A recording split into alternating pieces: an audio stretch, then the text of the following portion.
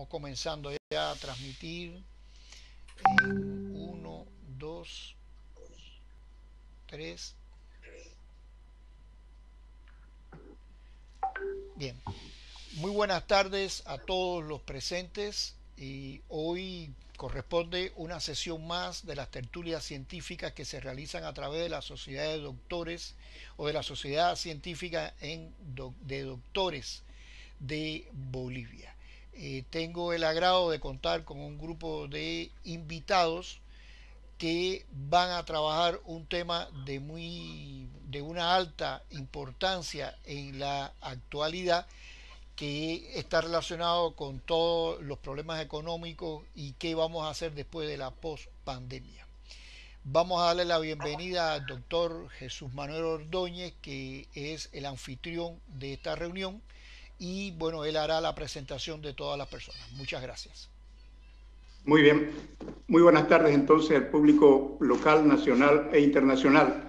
Desde Santa Cruz de la Sierra compartimos hoy esta tertulia científica organizada por la Sociedad Científica de Doctores con base en Santa Cruz de la Sierra, y en esta tarde tenemos la grata presencia del doctor Carlos Ibáñez, Paola Lorena Carrasco, Sergio Daga y Odalis Peñate. Cada uno de ellos posteriormente va a recibir una presentación específica sobre el tema que nos ocupa hoy, es propuestas macroeconómicas para la post-pandemia.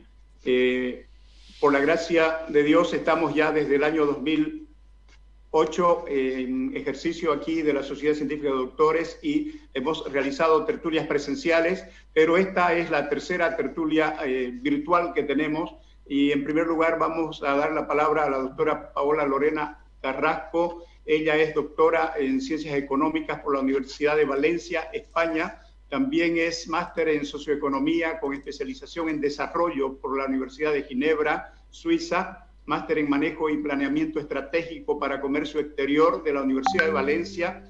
Consultora, es docente de posgrado principalmente e investigadora, además de ha trabajado en varias empresas privadas y públicas.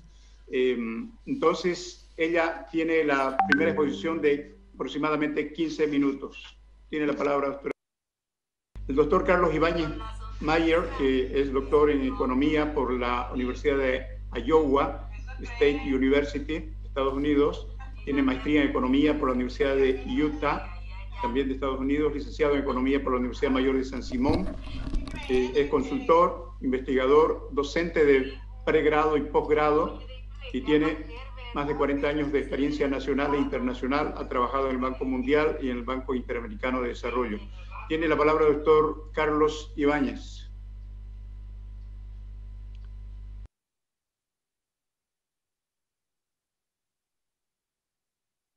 Carlos Ibáñez. Doctor Carlos Ibáñez. Muy amable. Sí. ¿Me escuchan? Sí, estamos escuchando bien. Ya, gracias, doctor Ordóñez. Muchas gracias y bueno, estoy muy agradecido a todos ustedes por haberme invitado a esta exposición tan importante. Concuerdo con todo lo que se ha expuesto por mis colegas que anteriormente han presentado sus ponencias, y bueno, pasemos un poco al tema que nos lleva. Para eso voy a utilizar el PowerPoint. Un segundito. Está bien. Ahí está bien, ¿no es cierto? Bien. Ahora sí. Está bien. Okay. Siga. Van a disculpar nuevamente. No se preocupe. Eso sucede. Gracias, es lo bueno de trabajar en vivo. Muy bien, muchas gracias. Como les decía, en una entrevista de Atlantic a Bill Gates, recientemente, ha sido el 24 de este mes, ¿no? Él ha dicho estamos escuchando, una cosa que pero no es importantísima, que la pandemia prácticamente ha borrado décadas de progreso en el mundo. El COVID-19 ha infectado al menos 31 millones de personas en todo el mundo. El número de muertos confirmados se acerca a 1 millón de personas, los confirmados. La economía global disminuirá en al menos 12 trillones de dólares para finales del 2021. y aproximadamente 37 millones de personas ya han sido empujadas a la pobreza extrema. Eso es tremendo. En relación a Latinoamérica, ya nos ha dado un vistazo bastante interesante la doctora Paola Carrasco, pero sin embargo quiero hacer énfasis en lo siguiente. El Fondo Monetario Internacional estimaba que la caída para Bolivia iba a ser de un 2.9% del PIB. Sin embargo, en las últimas proyecciones, el Banco Mundial estima que la caída para este año va a ser del 5.9% para Bolivia. Y como ven ustedes, el gobierno actual ha considerado que la contracción va a llegar a un 6.2%. En términos de monetarios, si nosotros teníamos en el 2019 49 mil millones en nuestro Producto Interno Bruto, esto significaría que una caída del 2.9, como antes se suponía, iba a causar una pérdida de más de 1.400 millones de dólares a la economía boliviana. Ahora, con esta nueva proyección que hace el propio gobierno, nuestra pérdida va a ser más de 3.000 millones de dólares por causa de la pandemia. Como si ustedes se fijan, el PIB nacional, si bien ha tenido un crecimiento interesante en los primeros años, en los últimos años ha tenido un crecimiento bastante bajo, porque eso quiere decir que nos está tocando la pandemia justo cuando la economía nuestra se desacelera y encima nos cae, digamos, en donde algunos rubros ya están mostrando actividades negativas. El índice global de la actividad económica, o sea, mensual, acá nos muestra cómo ha ido bajando estos últimos meses, y en los meses donde más ha golpeado por el confinamiento en Bolivia, hemos tenido tasas de crecimiento negativas. La participación de la oferta agregada es la oferta total de bienes y servicios que las empresas y el Estado Nacional producen y venden durante el año. En la oferta agregada vemos que la participación del gobierno en los servicios por la administración pública y los impuestos aranceles son los principales participantes en la producción del Producto Interno Bruto. Después de eso viene otro grupo que es importante, que es el sector agrícola, el sector financiero, el sector industrial y el sector extractivo y el sector transporte y comunicaciones. Un tercer grupo, ya menor, vendría a ser el sector comercio y sector servicios, y el cuarto grupo, que es mucho menor, es el sector de la construcción, restaurantes y hoteles y el de servicios básicos.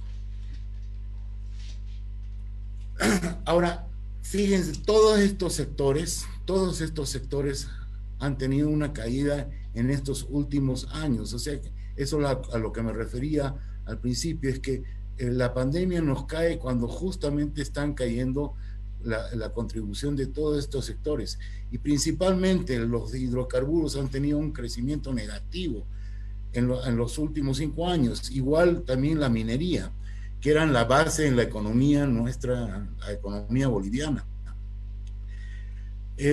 Por último, el presidente de las MIPES en Bolivia nos dice que prácticamente casi el 70% de las 650.000 microempresas que hay en el país están en quiebra por efectos de la pandemia. Fíjense eso, el efecto, digamos, sobre el empleo es tremendo.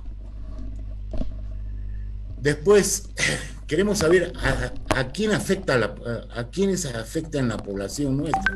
Nosotros tenemos una población de 11.633.000 habitantes. El principal efecto, digamos, en el tema, digamos, de la salud, que ponen en riesgo crítico la salud, está en los adultos mayores y en los infantes o los niños. Y esto afecta más o menos a 4 millones de personas. Y el efecto de la pandemia en la fuerza laboral del trabajo nos afecta más o menos a 7 millones de personas. Ese es el efecto de la pandemia en Bolivia. ¿Qué significa esto?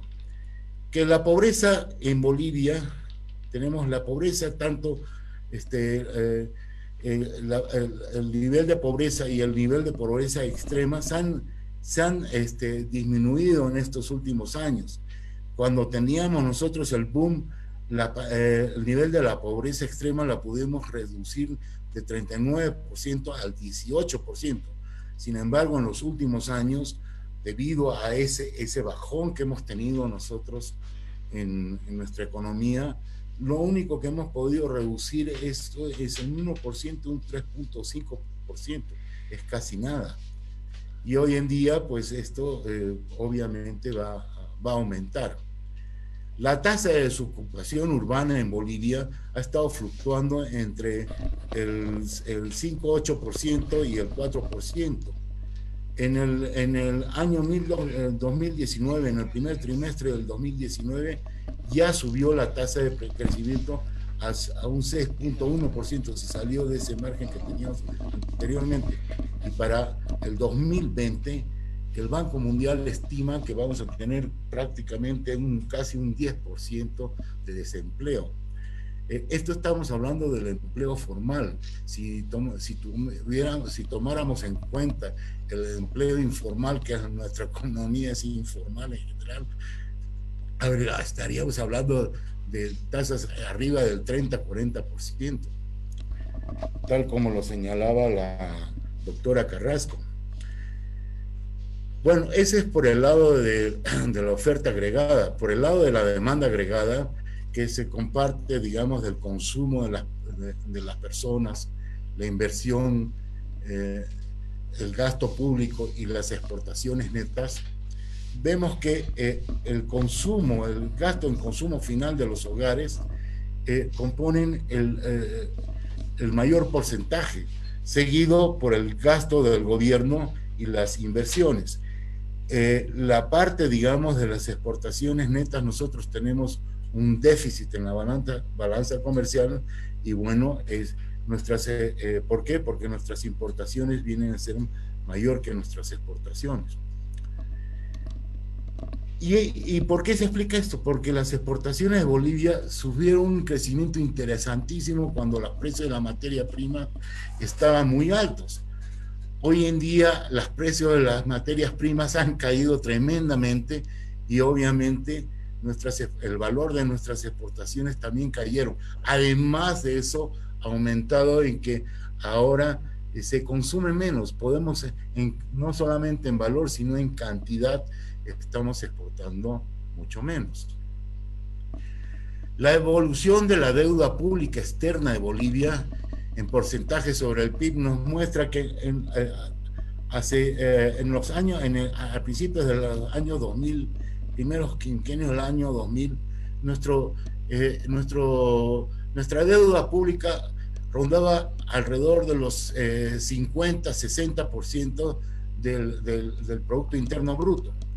Eso lo logramos bajar realmente con el boom que tuvo la economía boliviana, pero nuevamente está empezando a subir en términos relativos a un 25%, digamos, de nuestro Producto Interno Bruto. Sin embargo, el problema de las reservas internacionales, ese es un grave problema. Nosotros por ese boom que hemos tenido económico, hemos logrado pasar de los 1.795 millones de dólares a casi más de 15.000 millones de dólares. Sin embargo, por la baja en nuestra economía, por los problemas, digamos, del mercado mundial, nuestras reservas internacionales han caído a un nivel bastante preocupante, de 6.000 millones de dólares, que equivaldría prácticamente a retroceder al año 2007 o 2008, o sea, unos 14 o 15 años de retroceso. Entonces, ¿cuáles son las medidas que se deberían tomar para protegernos de todos esos impactos tan terribles que tenemos? La primera medida es aplanar la curva de contagios del COVID-19. Ha habido mucha discusión sobre la dicotomía o rivalidad que habría entre la salud y la economía, y a mí me parece un absurdo, porque digamos la salud tiene una correlación positiva con lo que es la economía. En otras palabras, si nosotros no bajamos la tasa de contagios, entonces vamos a tener una tasa de recesión, una curva de recesión mucho más grande. Para poder bajar esta curva, aplanar esta curva de recesión, o sea, digamos, mitigar en algo los problemas del COVID, necesitamos seriamente adoptar estas medidas de protección en la salud. Y eso es lo que tiene que hacer este gobierno y tienen que hacer todos los gobiernos del mundo. La experiencia mayor que nos puede dar, el ejemplo mayor que podemos tener es lo que está sucediendo en Europa y particularmente en España. En España, bueno, liberaron todo y fíjense ahora tienen que retroceder. O sea, digamos, los efectos de la pandemia van a ser mucho mayores allá. Otras medidas que tenemos que hacer están en el tema del déficit público. No hay que dejarse paralizar por los temores de un aumento excesivo en el déficit público. Podríamos llegar nuevamente a las tasas anteriores que teníamos en los principios del año 2000, porque no importa lo que hagamos, el déficit se va a elevar.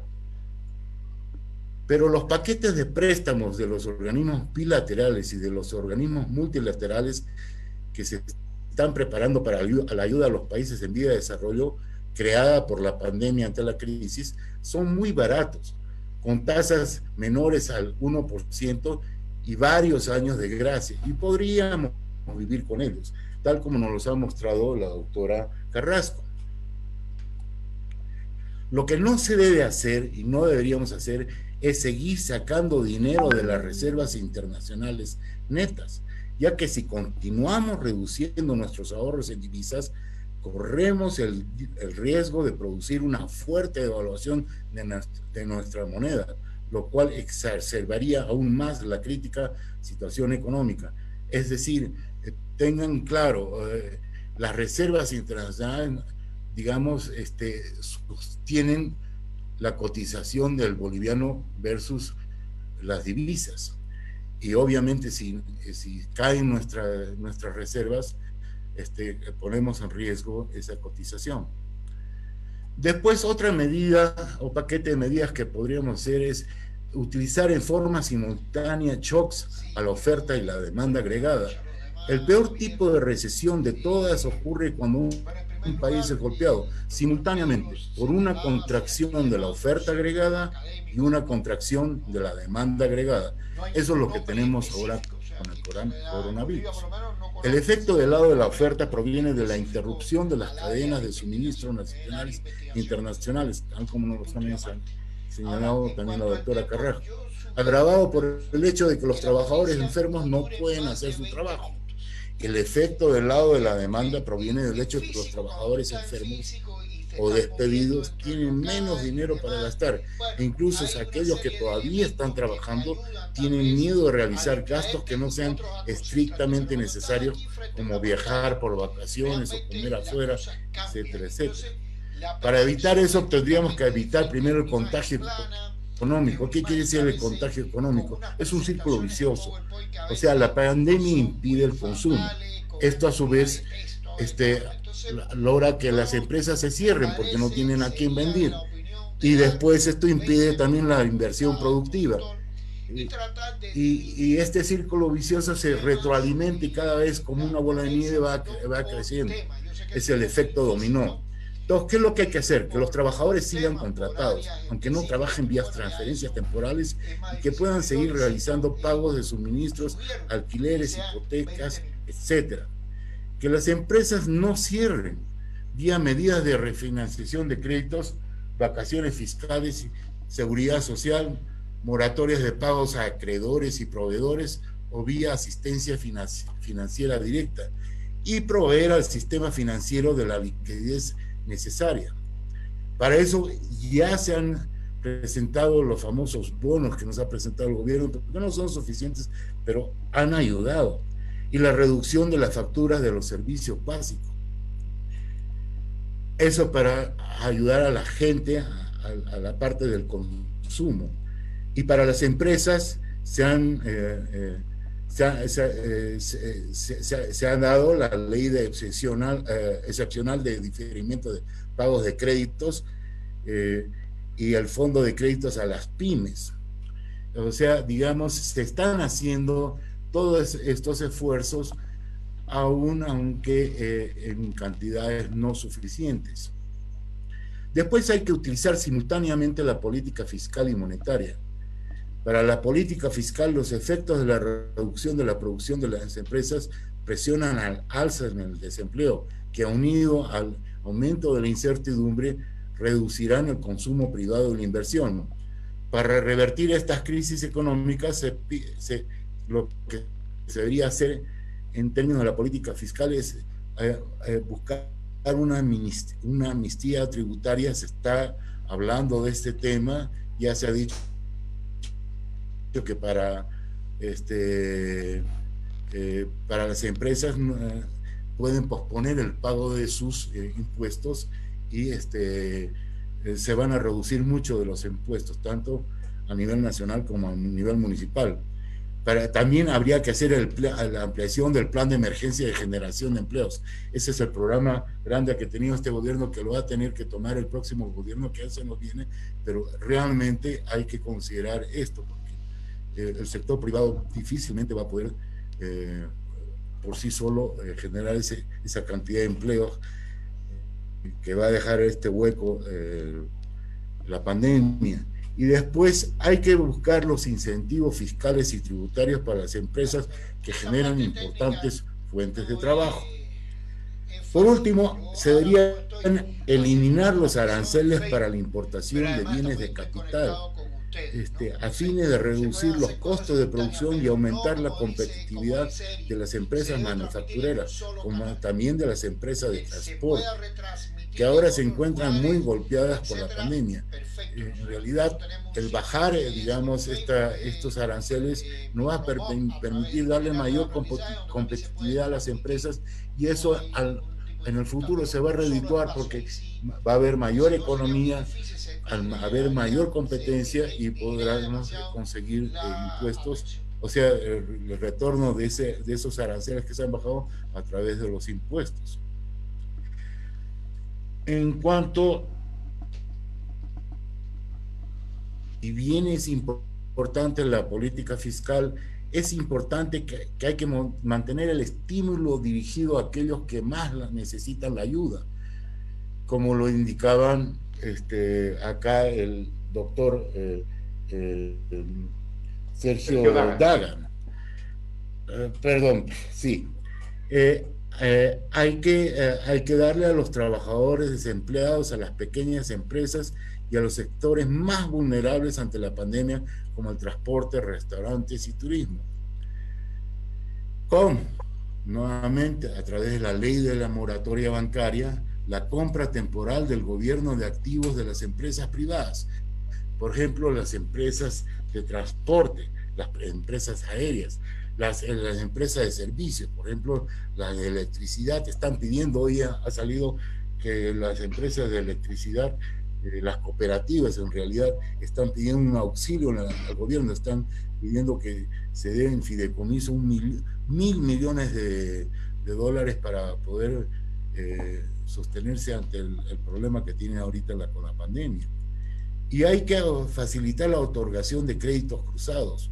Este mismo presidente de las MIPES, por ejemplo, nos habla que el crédito 1, 2, 3, que tanto ha salido, digamos, en la propaganda, que para poder ayudar a las empresas, en realidad solamente ha servido, han podido acceder las empresas grandes y las medianas. Los chicos, ninguno de ellos ha podido acceder a esto. Entonces, una forma, digamos, de acceder para poder salir, digamos, del problema de las garantías es dar créditos cruzados, por decirles que los zapateros o los que están en carpintería o los de los sectores de transporte se garantice entre ellos mismos a sus asociados.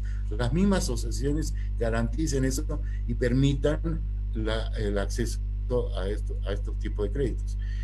Y por último, la medida más importante para mí es aplicar la política keynesiana.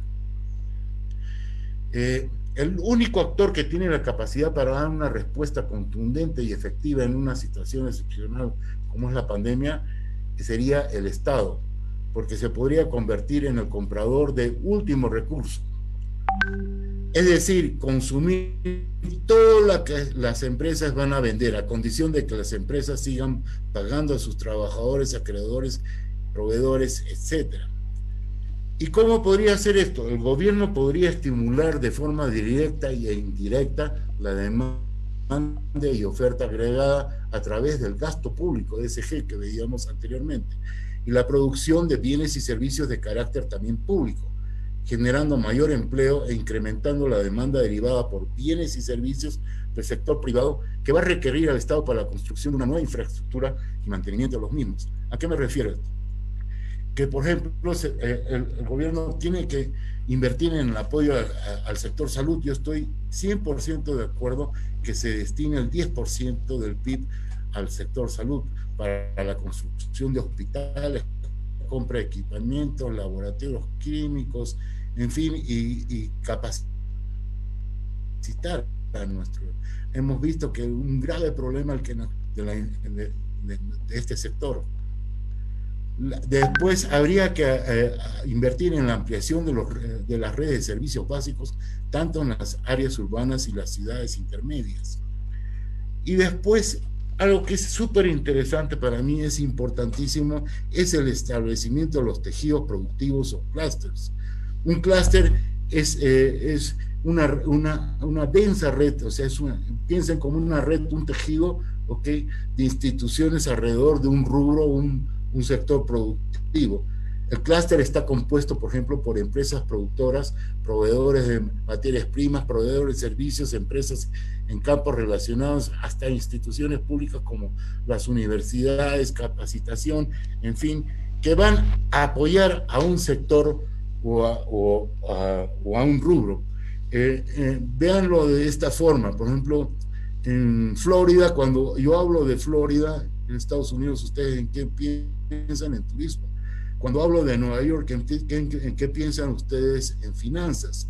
Cuando hablo de California, ¿en qué piensan ustedes? En tecnología. ¿Ok? Detroit, carros, vehículos. Bueno, eso es lo que se debería hacer. Esos son los clústeres. Esos son. En realidad, los clústeres son las locomotoras del desarrollo económico. Y entonces el gobierno debería coordinar con los gobiernos departamentales y municipales para que destinen recursos especiales para inversiones en infraestructura, en caminos, riego, electricidad, centros de acopio, mercados, etcétera, para la innovación y transferencia tecnológica, para el fortalecimiento de tales cadenas productivas. Por ejemplo, la soya. La soya es el rubro que Santa Cruz le debe, digamos, su progreso. A través de la soya se desarrollaron los otros granos, se desarrollaron el trigo, el sorgo, el maíz, en fin, se creó la industria, la agroindustria, y de eso, de la agroindustria, vinieron los servicios, la banca, los seguros, en fin. Esto es lo que ha creado este milagro y esta locomotora que se llama Santa Cruz, y se ha convertido en una de las 23 ciudades del mundo más atractivas. Es ahorita la locomotora no solamente para Santa Cruz, sino es la locomotora para todo el país. De la misma forma, nosotros podemos hablar de clústeres potenciales. Por ejemplo, la quinoa. La quinoa podría ser en el altiplano, digamos, la solución para crear, digamos, un clúster interesante a zonas deprimidas del altiplano. Estamos hablando de Oruro, Potosí y los altiplanos de La Paz y Cochabamba. Pero la quinoa ha ido bajando por falta de ayuda y cooperación, y es algo que nosotros deberíamos tomar asentado. La otra parte es los camélidos. La producción de lana de camélidos es importantísima porque es una producción de un rubro altamente demandado ahorita en Europa, porque por la finura, digamos, del material. Y en estos momentos, por ejemplo, lo están utilizando en el desarrollo de la industria en Italia. Italia, para ustedes saben que es un referente para la moda. Están utilizando todo lo que viene de alpaca y vicuña en su generación de sus nuevas cosas, o sea, de su nueva oferta. Después, otro campo que es interesantísimo que podríamos trabajar es en la tecnología informática, apoyar. Por ejemplo, en Cochabamba se ha desarrollado una industria de informática interesante que está haciendo outsourcing, está vendiendo al mundo. Es interesantísimo. Acá en Cochabamba también se ha desarrollado ya en el tema, digamos, hasta de respiradores eléctricos, la misma industria que ha estado haciendo hasta automóviles eléctricos. O sea, digamos, esta es un área muy interesante en la que la doctora Odali Peñata tiene toda la razón. O sea, acá podríamos nosotros o sea, incentivar para que se haga bastante inversión pública.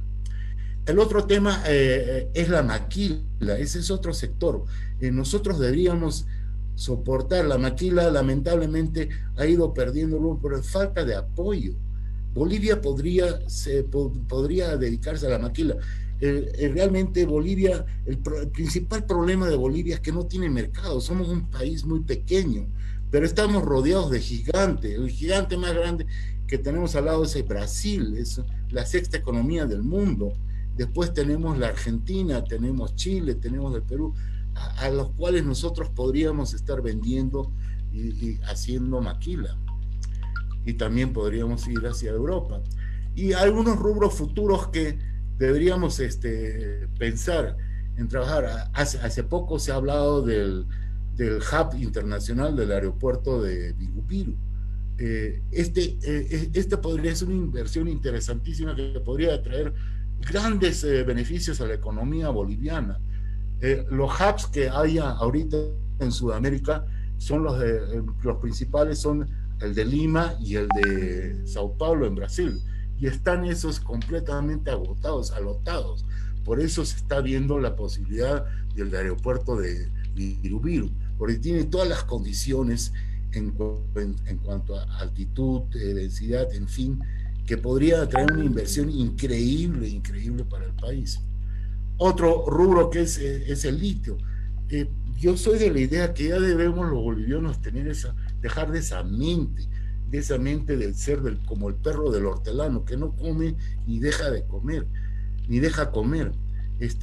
Debemos nosotros asociarnos con empresas que realmente conocen y manejan esto a nivel mundial. Países que tienen menos capacidad, digamos, de ofrecer esta materia prima tan interesante, nos han ganado. ¿Por qué? Porque son más abiertos. Nosotros deberíamos, ahora que tenemos esta relación con el gobierno alemán, incentivar, aumentar e invitar a otros inversionistas a que vengan a desarrollar esto y que se haga una verdadera realidad.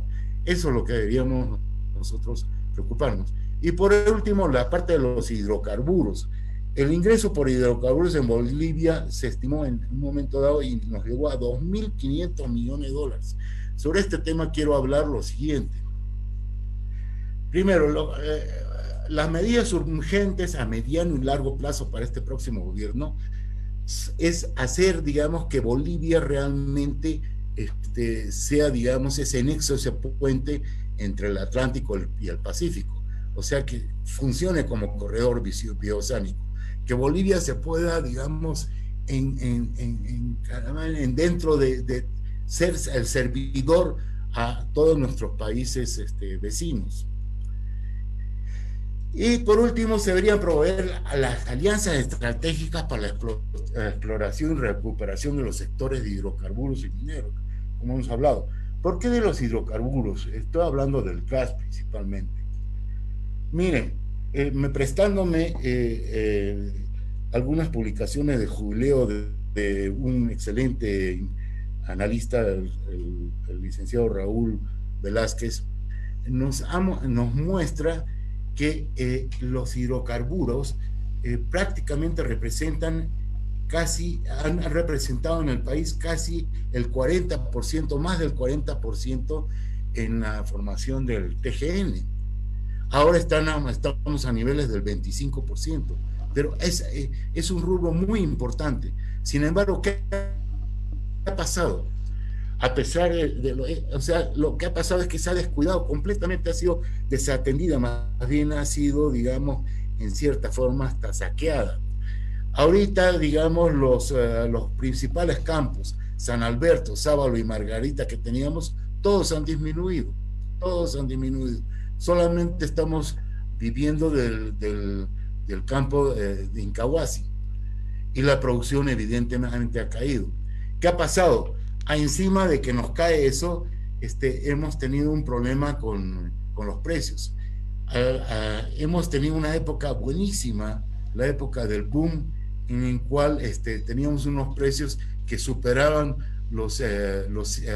superaban hasta los 140, llegamos a superar hasta los 140 dólares por barril de petróleo. Ahora estamos en una época crítica en que incluso han llegado a valores negativos. Y lo que deberíamos haber hecho nosotros era seguir un modelo como los noruegos. Cuando tenemos momentos de superávit, hay que ahorrar y hay que invertir. Y nosotros no hemos hecho. Esto es lo que han hecho otros países, por ejemplo, Noruega, que ha invertido en la bolsa y tiene un fondo de pensiones, un fondo para su programa, que hablaba incluso el doctor Sergio Daga, interesantísimo. Con ese fondo de pensiones, con ese $1 trillón, ellos mantienen su programa de desarrollo humano, con todos los tipos de servicio social más interesantes que lo puedan ver en cualquier parte del mundo. Bueno, el precio del gas ha sufrido también las mismas características. Hay una correlación casi exacta con el precio del petróleo, a pesar que el precio de la exportación del gas se indexa por una serie de fórmulas, pero recorre este proyecto. ¿Qué es lo que ha sucedido? Que Bolivia es un importador neto de gasolina y diésel. O sea, digamos, si bien ha caído los precios del petróleo, hemos tenido un ahorro para el TGN de unos 515 millones de dólares. Pero hemos tenido una pérdida para la economía de 1.000 millones de dólares por la caída de los precios del gas y por la caída de los volúmenes de gas. En total tenemos, digamos, en resultados netos, tendríamos una pérdida de 500 millones de dólares. Si bien hablábamos que teníamos una pérdida por la pandemia de 3.000 millones de dólares, habría que aumentarle estos 500 millones de dólares para ver el efecto tan grave en el que estamos. Entonces, ¿qué hay que hacer con el petróleo? Por eso es tan importante. Los hidrocarburos, primero hay que reconocer, Bolivia ya tiene que empezar a reconocer. Es falso eso, los nacionalismos falsos. Eso es una mentira que ya tenemos que terminar, tenemos que acabar. Primero, los métodos modernos, digamos, para la extracción, o sea, exploración, son muy complicados. No tenemos nosotros esa capacidad en Bolivia de hacerlas, por eso necesitamos nosotros lograr esas alianzas estratégicas con empresas que sí las tienen. Después, los mercados de Brasil y la Argentina nos han mostrado que ya no son más confiables para nosotros en cuanto a la estabilidad del día de mañana. Ellos han logrado, digamos, conseguir nuevos campos gasíferos tanto en el Brasil como en la Argentina, y han disminuido, no solamente por el problema de la pandemia y el problema de la recesión, sino que ellos también se están empezando a autoabastecer. Nosotros tendríamos que ver la posibilidad del día de mañana de exportar a otros lugares, y la única forma de exportarlos es convirtiendo nuestro gas natural a gas licuado y haciendo puertos de exportación. Tenemos que volver a la idea inicial, a la idea principal, y este es un negocio muy complicado y solamente ese tipo de empresas nos pueden hacer ese servicio, esas alianzas estratégicas de las cuales estoy hablando. Y por último, tener una capacidad el día de mañana que cuando tengamos momentos de riqueza, tenemos que invertir nuestro bienestar y no gastárnoslos como no los hemos gastado. Ya tuvimos, hay un dicho que dice que el idiota no aprende de sus errores, el inteligente aprende de sus errores y el sabio aprende de los errores de los demás. La verdad es que nosotros estamos en el nivel de idiotas, porque ya nos pasó con la minería, con el tema del estaño y la plata, nos fuimos a Dios, se perdió ese clúster. Ahora estamos con casi el problema de perder el clúster, digamos, también del gas. Y la verdad es que no deberíamos hacer eso, nosotros tendríamos que invertir con una forma más inteligente y seguir los ejemplos que están siguiendo los otros países, como Noruega, que le decía, China, Saudi Arabia, Singapur, ellos que están haciendo, invirtiendo sus recursos de ahora para el día de mañana, de una forma inteligente. Doctor, un minuto más es el fin de para concluir. Y discúlpenme por el...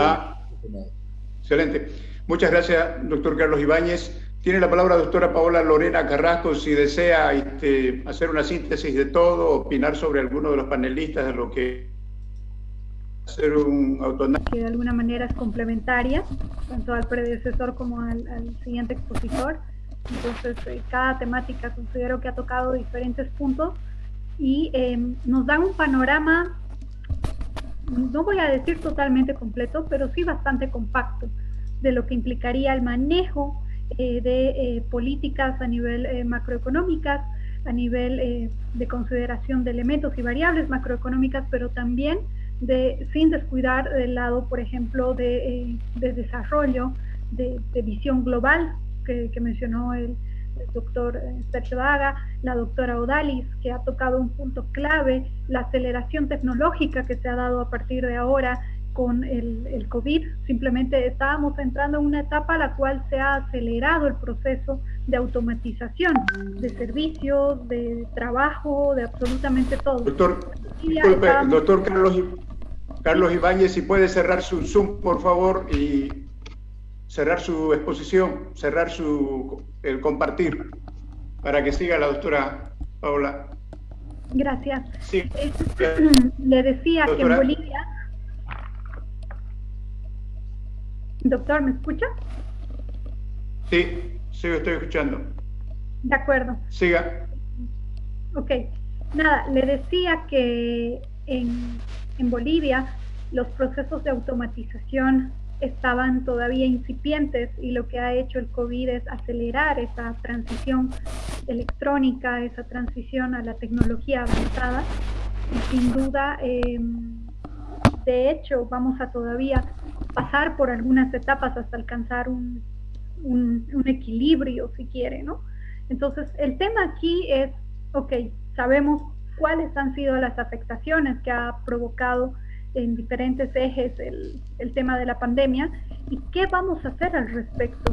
Considero que tanto actores públicos como privados tienen que considerar esto en sus agendas de manera inmediata y se tienen que tomar acciones acordes a ese panorama, ¿no? Al panorama que enfrentamos ahora y sobre todo el que se nos viene, porque estamos hablando mucho del año 2020, pero en realidad lo que tenemos que pensar es del primer semestre ya del 2021, que es donde se van a sentir verdaderamente estos efectos de una manera más acentuada.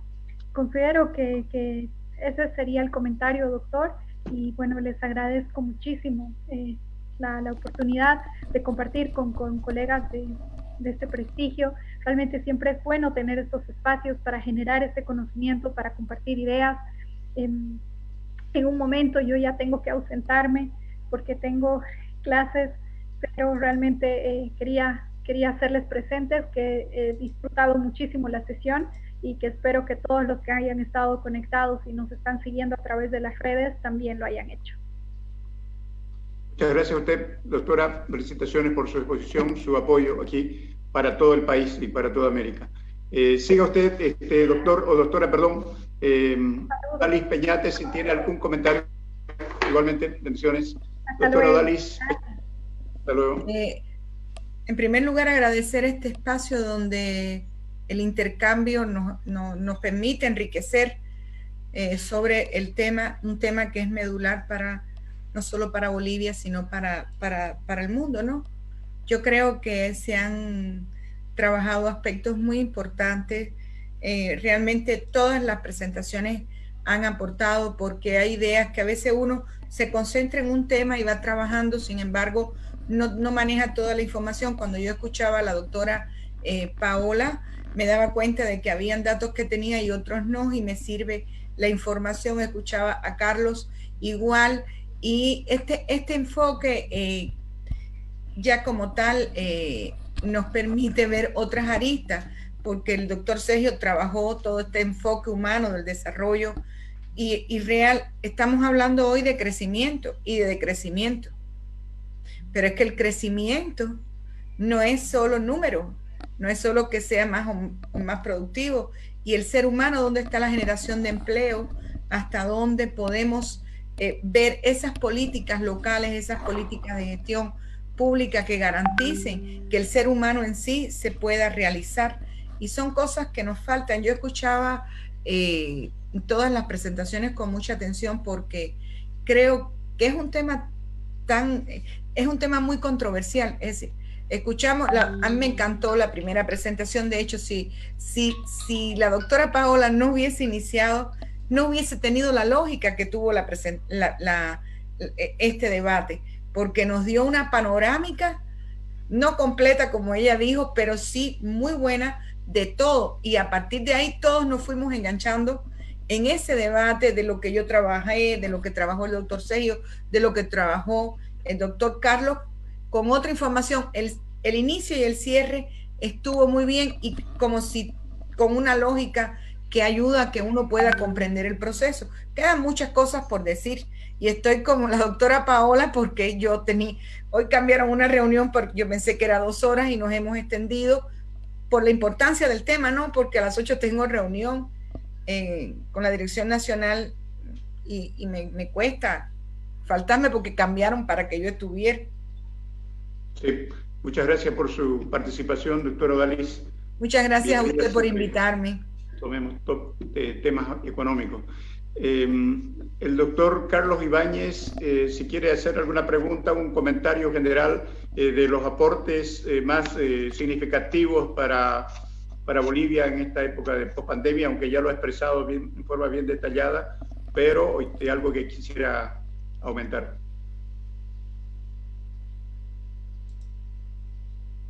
Doctor Carlos, si puede activar su micrófono.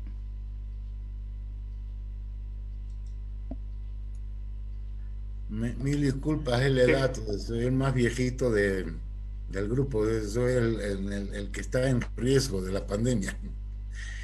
Felicitar a mis compañeros, la verdad, han hecho una exposición excelente y muy interesante. Yo creo que debemos todos poner ese esfuerzo. Lo principal es tratar de que estas exposiciones lleguen a los políticos, a aquellos que toman las decisiones políticas que van a afectar la vida de nuestro país el día de mañana, que llegue a ellos. Eso tenemos que nosotros hacer este esfuerzo, y en eso le agradezco a usted mucho, doctor Ordóñez, porque a través de su medio se puede generar esta polémica. Es muy interesante. Eso es nada más, y a todos pues cruzar los dedos y tener esperanza. Somos un país pequeño pero preponderante, o sea, con un territorio grande y un corazón enorme, y bueno, las futuras generaciones están demostrando que lo van a hacer y lo están haciendo de maravilla. Muchas gracias. Para algunos de ustedes que deseen contestar, hay una pregunta de los participantes en esta tertulia externos. Dice si dentro de este contexto se podría dar una devaluación de la moneda por el hecho de que hay muy poca inflación económica. Quizás uno de ustedes desea contestar. Si me permite, en este panorama lo siguiente, nuevamente yo digo,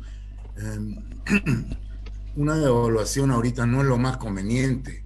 Yo entiendo que, digamos, buscar una pequeña inflación es para poder, digamos, activar la oferta agregada. Pero el problema en estos momentos está, o sea, es tanto de la oferta como de la demanda. Y si nosotros, en un país que lo importa todo y muy poco exporta y realmente devaluamos nuestra moneda, más que el efecto, primero nosotros producimos materias primas que son, digamos, commodities que se venden en el mercado internacional, y nuestra participación es muy pequeña, no vamos a influir en nada.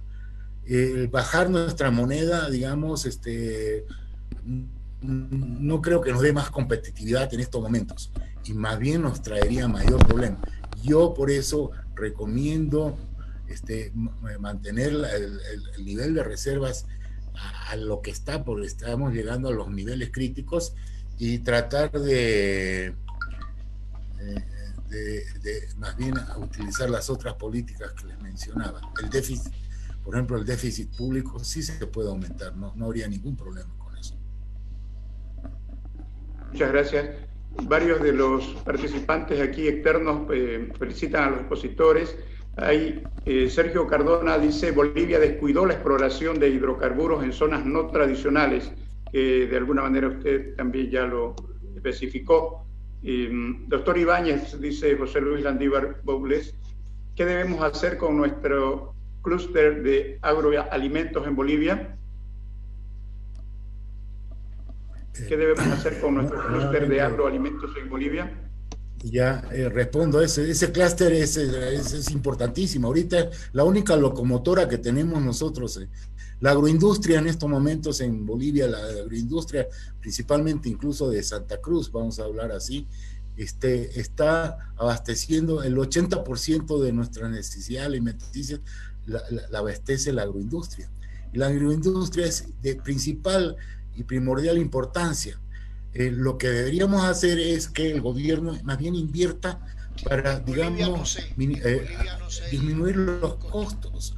¿En qué?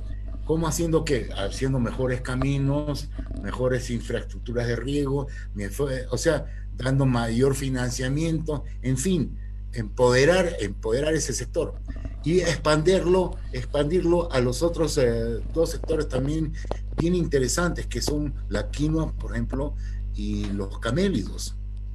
Esa es otra área en la cual nosotros podemos tener un impacto increíble si es que hubiera la atención debida y se supiera. Lo que no se debe hacer es que ya se desarticule todo el aparato estatal. Cuando hablo del aparato estatal, no solamente hablo del gobierno nacional, sino los gobiernos departamentales y municipales. Todos deberíamos estar actuando en forma combinada, coordinada. Cuando tú hablas de la agropecuaria, por ejemplo, estás hablando de regiones más allá de municipios e incluso más allá de departamentos. Por ejemplo, la ganadería.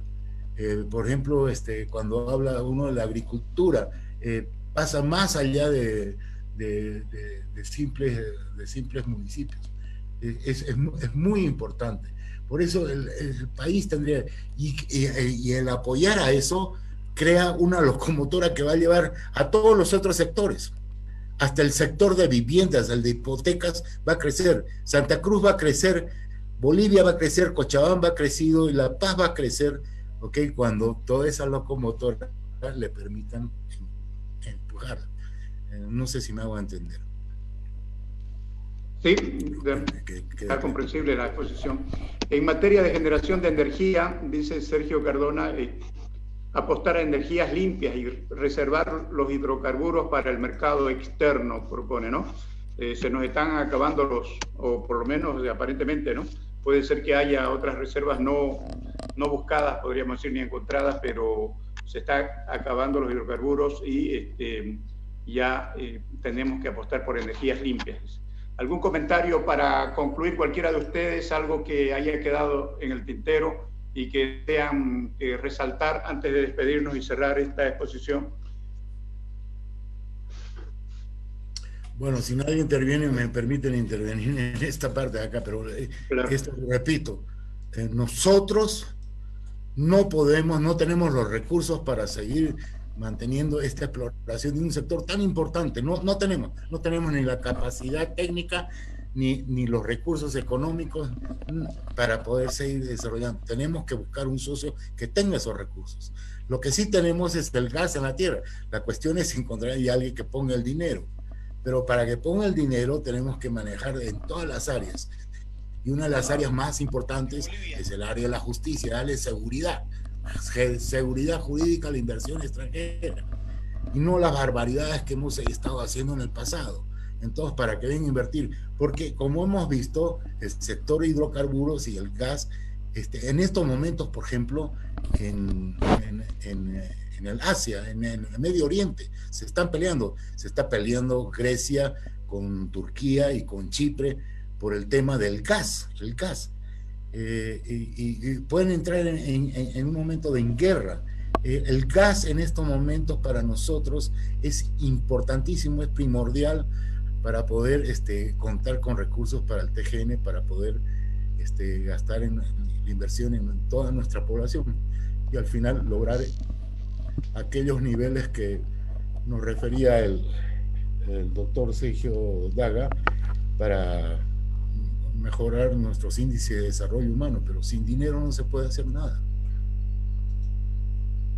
Muchas gracias, doctor Carlos Ibáñez, a la doctora Dualis Peñate, a la doctora Paola Lorena Carrasco, al doctor Sergio Daga, que ha salido también por motivos de trabajo en este momento. También agradecemos a la doctora Karen Infantas de Genera Center, que justamente va a ser la próxima tertulia científica de aquí 14 días, el 14 de octubre, sobre la gestión del conocimiento humano. Y a final de este mes, el 28 de octubre, se va a realizar una tertulia científica sobre una propuesta de ley educativa, analizando y evaluando lo que se ha hecho en esta gestión pasada.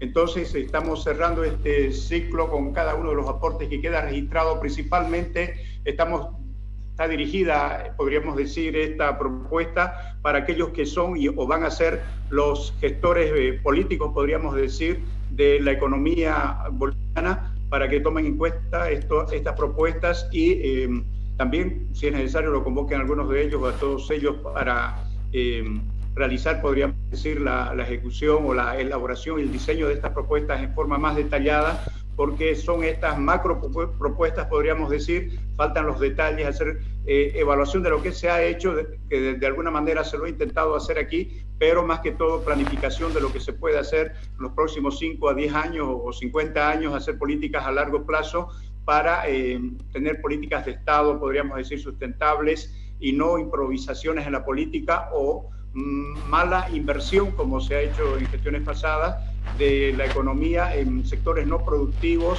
en elefantes blancos y aquello que ha perjudicado la economía de Bolivia en lugar de promover la industrialización, el crecimiento. Entonces, prácticamente estamos casi en cero, podríamos decir, y yo podría decir de mi parte, en cuanto al crecimiento de la economía. Estamos quizás bajo cero porque existe un déficit del actual gobierno de la gestión 2020 de los 4 o 5 años anteriores, y por lo tanto el desafío es también macroeconómico muy grande, y no se debe caer en la tentación de la politiquería, podríamos decir, o políticas a muy corto plazo que puedan más bien ocasionar en el próximo año un desbarajuste y una mayor desinstitucionalización de todas las organizaciones estatales y del Estado boliviano en sí, que pueda llevar a una catástrofe, a un default, a un regreso, una recesión mucho más profunda. Por lo tanto,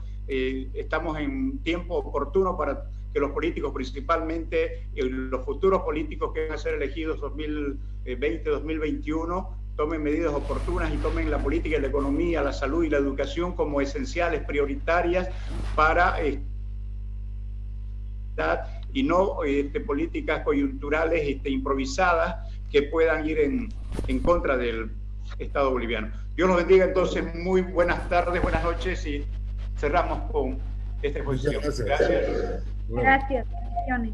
Felicidades. Gracias.